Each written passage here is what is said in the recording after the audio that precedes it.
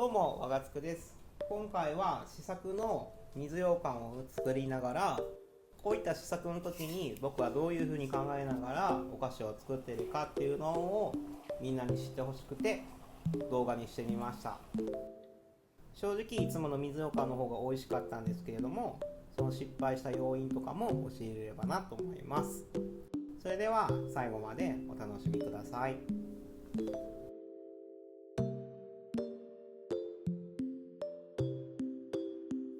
まずは今回使う小豆の紹介です。丹波の大納言小豆を使っています。これは普段丹波の大納言で小豆を使って水羊羹にするっていうことがおまんじゅう屋さんではないので、じゃあ丹波の大納言の小豆を使った水羊羹ってどういう風になるんだろうって思って使ってみました。ちなみにこの小豆っていうものは母が僕が丹波の大納言の小豆であんこを炊きたいって言っていたら送ってくれました。母に感謝ですね。そして今回のこの小豆は洗わなくてもとても綺麗でした。っていうのもこの豆自体が一つ一つ職人さんが手でよっていいのと悪いのを弾いてやってるらしいです。卸価格で、キロ3000円から4000円ぐらい、ちょっと詳しくは言えないんですけれども、3、4000円ぐらいするっていうものになります。なので小豆の中でも一番の最高級ランクの小豆だと思います。そしてあんこの炊き方っていうものは前回の動画で詳しく説明しているので、前回の土曜日餅の動画をご覧ください。で、前回の動画で渋切りの話をあまりしていなかったので、今回は渋切りの話をしようと思います。渋切りは水を何回も変えながらやる作業のことを言います。この時のポイントは、極力小豆が水の中から姿を出さないっていう風にするのが大事です。というのも、小豆が煮えた後、小豆が熱を持つんですね。そしてその熱を持っている状態でお水の表面に出てしまうと、小豆の皮の表面が乾いてしまうんです、その熱によって。なのでその乾いたところからピキピキっと亀裂が入って中身の粉が出てしまいます。中身の粉が出てしまうとそれがお鍋に焦げつく原因になります。なので結構小豆のこしあんを炊くときに焦げついて失敗したっていう時は、火力が強いっていうパターンと、そういった風に豆の皮を傷つけてしまって中の粉がお鍋の底に沈殿してしまった、その状態で温めたから焦げたっていう状態になることがあります。なのでこしあんなどを炊くときは極力豆の皮に亀裂が入らないように気遣ってあげてください。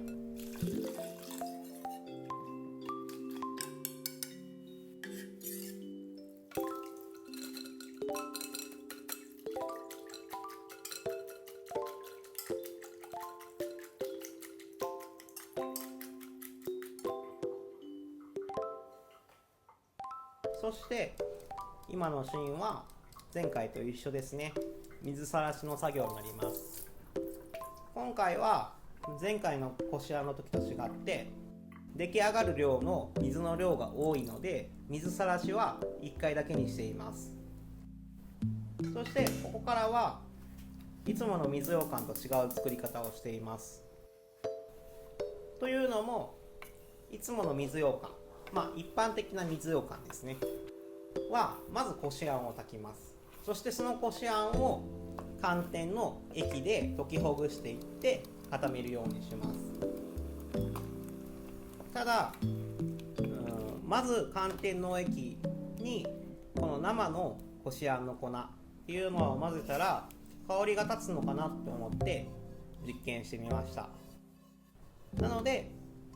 口触りが良くなるのと粒子を整えるために初めにこういう風にこしあんに火を入れています。結果この加熱するこしあんのベースの粉を加熱するっていうのをすると口触りがすごく良くなりました。そして寒天を扱う時っていうものはこういう風に寒天をよく洗って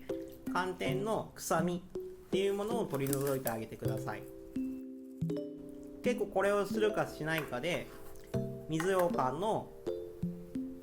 こう口の中でスッて小豆の香りが広がるっていうのの邪魔になるかならないかが決定しています。なので寒天はよく洗って臭みを取る。僕たちはもう洗いながら寒天の香りを嗅いだりします。そして臭みが取れるまで、3回も4回も水を変えて洗ったりしてます。なのでもし水羊羹とか作った時にとか寒天の商品でもいいです。寒天のものを作った時に寒天の匂いが気になるなって思ったら寒天をよく洗ってください。今測っているのはくず粉になります。結構水羊羹にはくず粉、わらび粉っていうものが入っています。これはなぜかっていうと水羊羹自身が寒天だけで固めるとこう2層に分かれたりとか離水したりとかでする原因になったりします。それをとどめるためにわらび粉とくず粉を入れます。そして今回はまず寒天液にこしあんの粉を入れて炊いていくのでこの順番でやっています。結果これは失敗でした。でなんでなのかなって思ってたんですね。特にこの炊いている時に小豆の香りが部屋中に本当はするのに小豆の香りが弱いなって思ってしぶ切りに失敗したのかな、水さらしに失敗したのかなとかって考えたんですけれども、結果小豆の粉っていうものは小豆の粉単品だと無味無臭っていうことを前回の動画で言いました。それはなぜかというと砂糖と合わさることによって香りが出てくる。ただ今回のやり方だと小豆の粉の周りに寒天の液がまとわりついて小豆の粉の中に砂糖が入っていかない状態です。そういった状態になると香りも立たないですし小豆の粉自体に砂糖が入っていないっていうことは衛生的にも日持ちのしない、そして砂糖がうまく馴染んでないので離水もしやすいっていう商品になってしまいます。なので皆様するときはこういう順番じゃなくてまずはこし粉に砂糖を入れてこしあんを炊く、その炊いたものを寒天液で伸ばしていくっていうことをしてください。そして水羊羹を冷ますときは結構コツがあって、このまま型に流すと必ず2層になります。結構これを知らない人が多くて口どけがいいものを作るときにちゃんと固まらなかったっていう理由がこういうところにあります。で冷ますときは氷水でもいいんですけど水で冷ます方が安定しやすいので水を使うのをお勧めしてます。そして型に流すときに氷水に流すっていうことをすると離水もしにくくて2層になりにくいっていうものになります。なのでこういう風に氷水を張った容器の中に流し入れて急速に固めるっていうことをするとうまくいきやすいです。あと冷ます時のコツとして極力混ぜないっていうのを意識してください。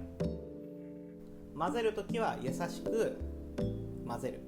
ただホイッパーなどで混ぜてしまうと寒天の力っていうものが失われていきます。なので固まりにくくなります。なんていうかな、視聴者さんとか、僕が教えてる人とかに寒天どういうのに使ったらいいですかとか、粉末寒天だと安定するんですけれども糸寒天、角寒天だとブランドとか産地とかどの寒天を使うかによって硬度と粘度っていうものが全然変わってきます。なので一概に糸寒天はこう使ってくださいよ、角寒天はこう使ってくださいよって教えにくいのが現状なんですね。で今回の使っている寒天は高度が高くて粘度が低いっていう意図観点になっています。もし、同業の人がいるかわからないんですけど、同業の人がこの動画を見てるんだったら、原材料屋さんに高度と粘度どれぐらいって聞いたら教えてくれます。なので今回のは高度が高くて粘度が低いので、くず粉の量を普通は 2g なんですけど、今回は 3g 入れてます。するとスプーンなのでこう水ようかんにこう入れた時、スプーンを入れた時にスッとこうスプーンの力だけで入っていくような柔らかくて、ただ形もきれい、そして利水もしないっていう水ようかんになっています。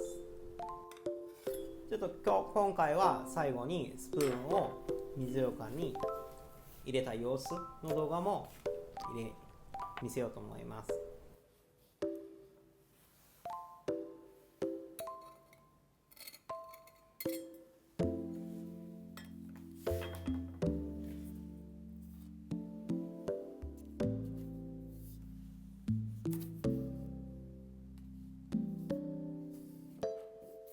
こういう感じですね。すごく柔らかいです。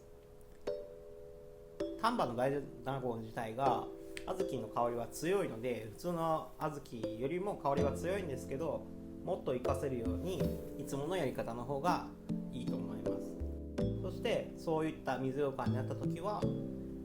こう口の中に運んだ時にすごい高級なお汁粉を口いっぱいに頬張ったみたいな香りが広がるので、よければそういう風な作り方を目指してみてください。